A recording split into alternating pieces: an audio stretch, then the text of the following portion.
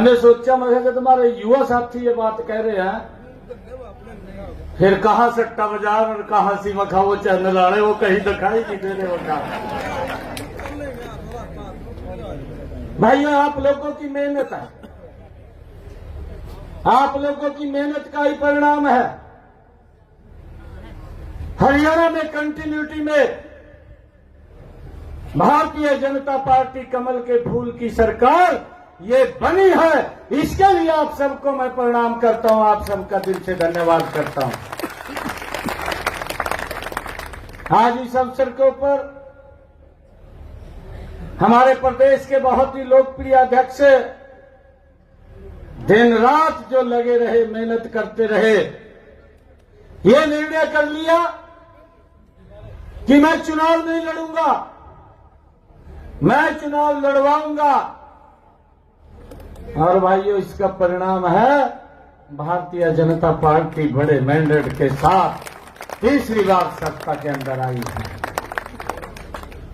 ऐसे हमारे मोहनलाल कौशिक जी, भारतीय जनता पार्टी के हमारे प्रदेश के माननीय अध्यक्ष,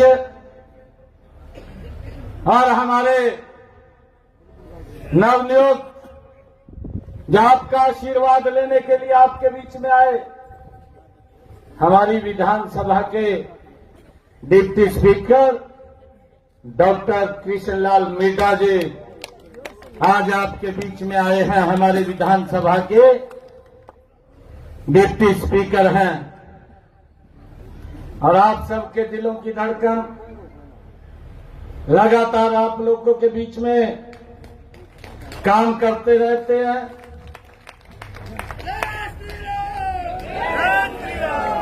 मैं एक बात और कह रहा, मैं एक बात और बताऊं आपको, हमारे आदमी बोले यार,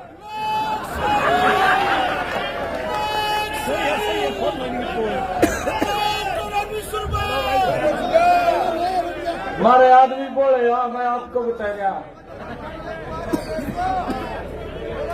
अरे भाई देखो, बात सुनो, मैं बोले इस कर का कह रहा, ध्यान रखना चाहिए थोड़ा बहुत।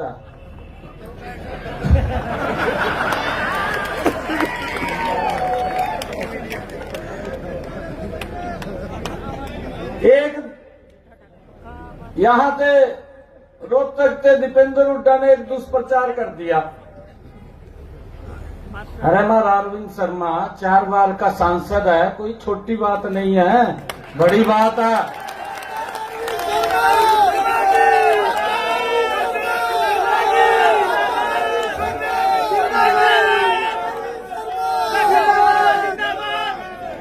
और दुष्प्रचार क्या कर दिया, कहा जी ने पैसा भी अपना सांसद निधि का खर्च कराया, दुष्प्रचार कर दिया। मैंने कहा भी राम खाता भी तो सांसद रहा, तन्ने कितना खर्च कराया था, ही बता दे लोगों ने भी मेरे समय का कितना खर्च रहा। झूठ बोल रहे, बस झूठ बोल रहे। और मैं आपको बताना चाहता हूं, क्योंकि मैं तो साथ था, एक भी पैसा सांसद निधि का डॉक्टर अरविंद शर्मा ने नहीं छोड़ा। सारा का सारा 100% पैसा लोगों के हित के लिए खर्च किया है।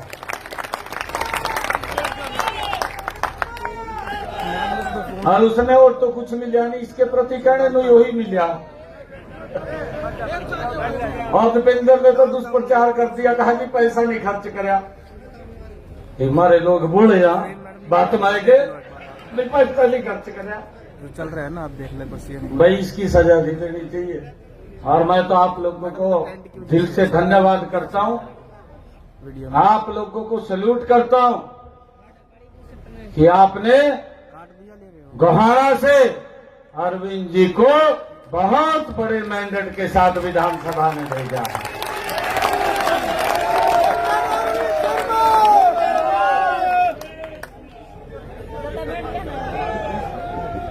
भाई कोई कसर नहीं हम छोड़ेंगे, कोई कसर नहीं छोड़ेंगे, मिल करके करेंगे। ऐसे हमारे हरियाणा सरकार के कैबिनेट मंत्री डॉक्टर अरविंद शर्मा जी, हमारे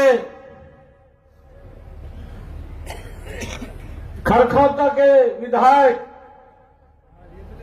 पवन खरखौता जी, आप सबका आशीर्वाद लेने के लिए आए हैं। आपके आशीर्वाद से तो कुछ भी नहीं है।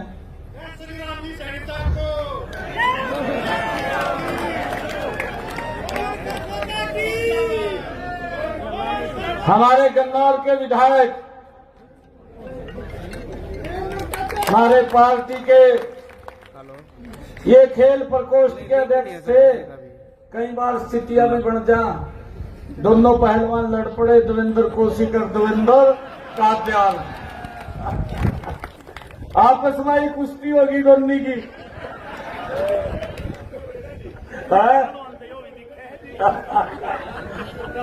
अब देखिए भाई, इब्जा दोनों भाई कुश्ती लग जा लगान, हमने तो ताड़ियां बजानी, एक तो कोई जीतेगा।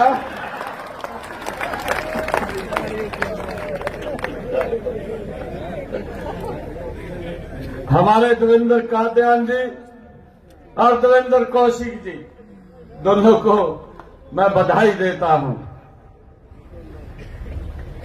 और हमारे जिला के अध्यक्ष जसवीर दोदुआ जी, हमारे जींद के जिला के अध्यक्ष तेजेंद्र ढुल जी, हमारे बड़ौदा से जिन्होंने चुनाव लड़ा प्रदीप सांगवान जी, और जुलाना से जिन्होंने चुनाव लड़ा कैप्टन योगेश वैरागी जी, और सोनीपत के हमारे बहुत ही लोकप्रिय विधायक, अभी कह रहे थे, कहा भाई जड़ा ले दी, जड़ा नहीं ले दी, मुड़ पाड़ दिए।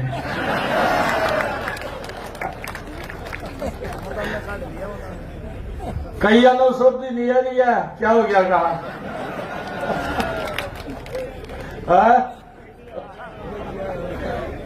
ऐसे हमारे निखिल मदान जी,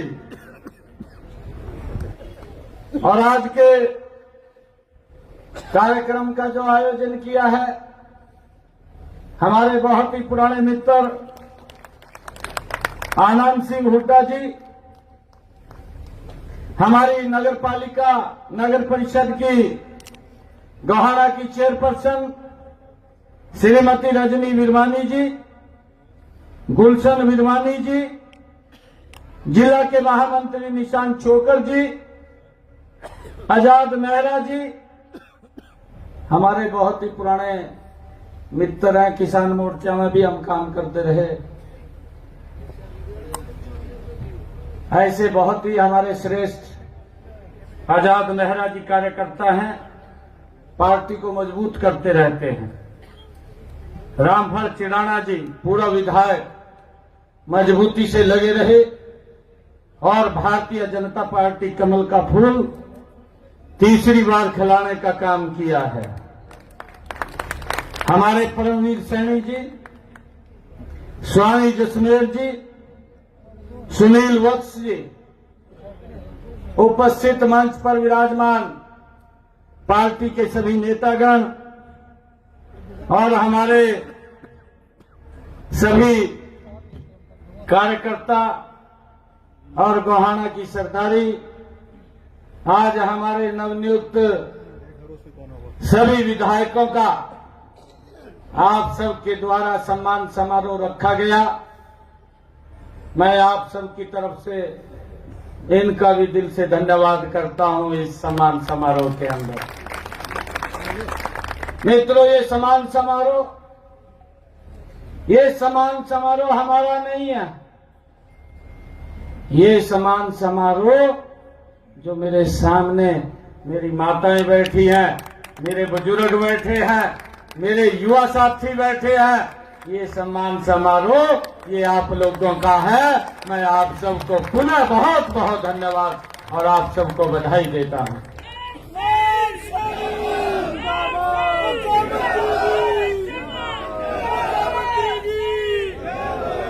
और हमारा ये अमित सैनी रोहतकिया भी है,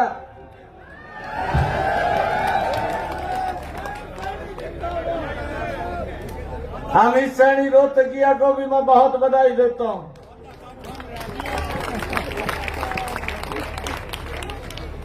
ये हमारे जो एक सांस्कृतिक कार्यक्रम होता है, कई प्रकार के तो गाने ऐसे हो जाए आदमी बीमार भी हो वो भी खड़े होकर नाचने लग जाए।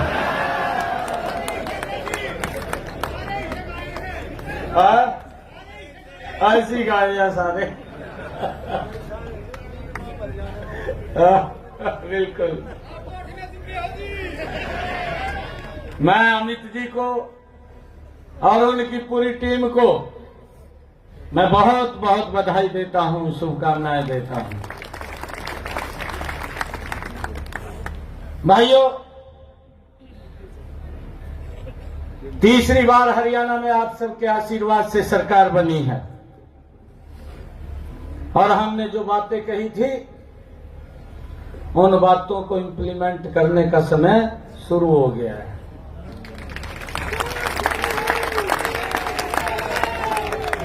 हमने अपने संकल्प पत्र में भी जो बातें कही हैं उन सब बातों को हूबहू धरातल को उतारने का काम ये भारतीय जनता पार्टी की सरकार नरेंद्र मोदी जी के नेतृत्व में करेगी। भाइयों, मुझे खुशी है, एक तरफ तो कांग्रेस के लोग बात करते थे, इनके बड़े बड़े नेता बोलते थे कहां बेरोजगारी फैल रही है, ये बात करते थे, कहां नौकरी नहीं लगी, ये भी बोलते थे। मैं बोलता रहता था, हमारे अध्यक्ष जी बोलते थे, पार्टी के पदाधिकारी बोलते थे, हमारे विधायक सांसद बोलते थे, कहा भाई हमने बिना पर्ची बिना खर्ची के इतनी नौकरी दे दी। और देखिए भाई कांग्रेस का कमाल, एक दिन कांग्रेस के मुखिया ने कह दिया, कहा 2 लाख नौकरी देंगे। हर एक का उंगली ले दी, कहा न्यू कह दे, कहा मेरा इतना हिस्सा होगा। लाले बुआई दिए भाई, कहेगा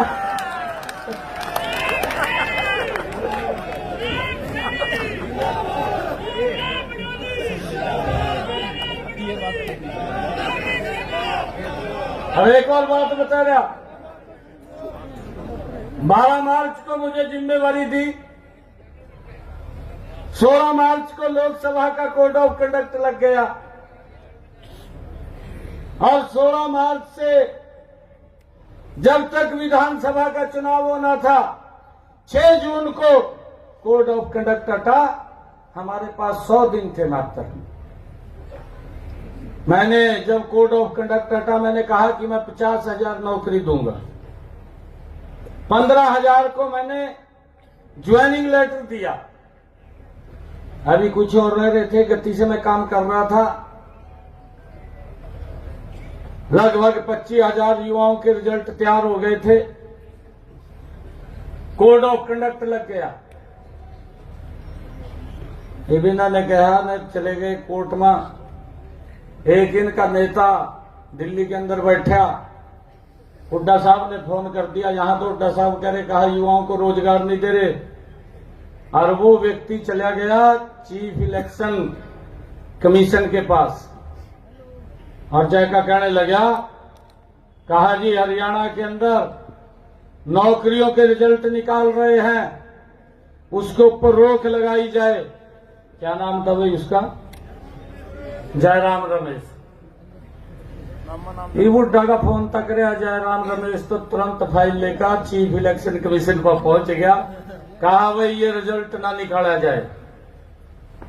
एक तरफ तो ये लोग बोलते थे कि हम युवाओं के हितैषी हैं और दूसरी तरफ अगर आप लोग देखते थे ये लोग युवाओं के विरोधी नजर आते थे कि वो रिजल्ट भी इन्होंने रोकने का काम किया जो हमारे युवाओं को नौकरी बिना पर्ची बिना खर्ची के लगनी थी। वो जयराम रमेश चला गया चीफ इलेक्शन कमीशन पर, कहा जी रिजल्ट ना निकलने दें, रिजल्ट पर रोक लगाएं। एक इनका बहुत बड़ा थिंक टैंक का सुरजेवाला साहब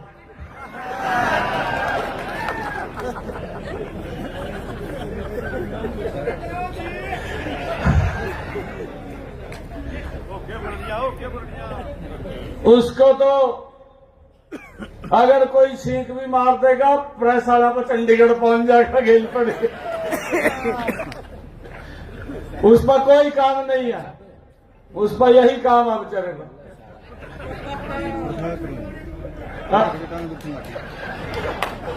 सरकारी डूमा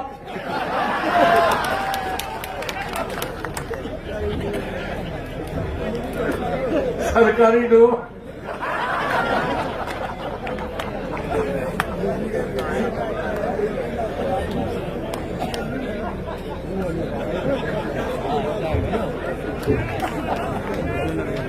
खाली आप ही कह लो स्पीकर में जो कुछ सुना।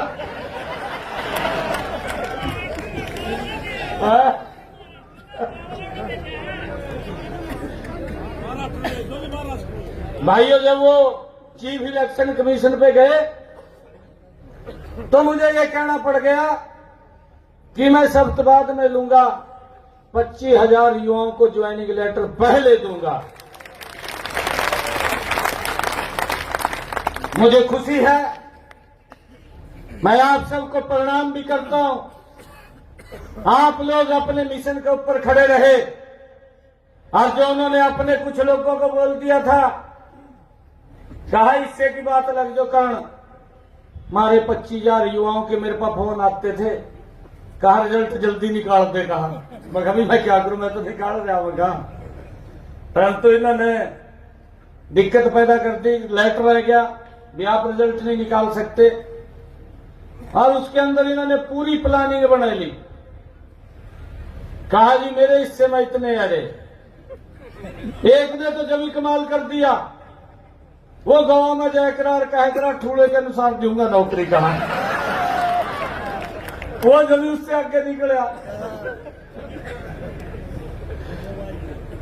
मैंने कहा भाई तो जो 2014 से पहले हमारे युवाओं की स्थिति थी वही कर दी। परंतु मैं आप सबको प्रणाम करता हूं, भारतीय जनता पार्टी एक बहुत बड़े मैंडेट के साथ तीसरी बार सरकार बनी और भाइयों सप्ताहबाद में ली पहले मेरे 25,000 युवाओं को ज्वाइनिंग लेटर उनके घर पर गया है। भाइयों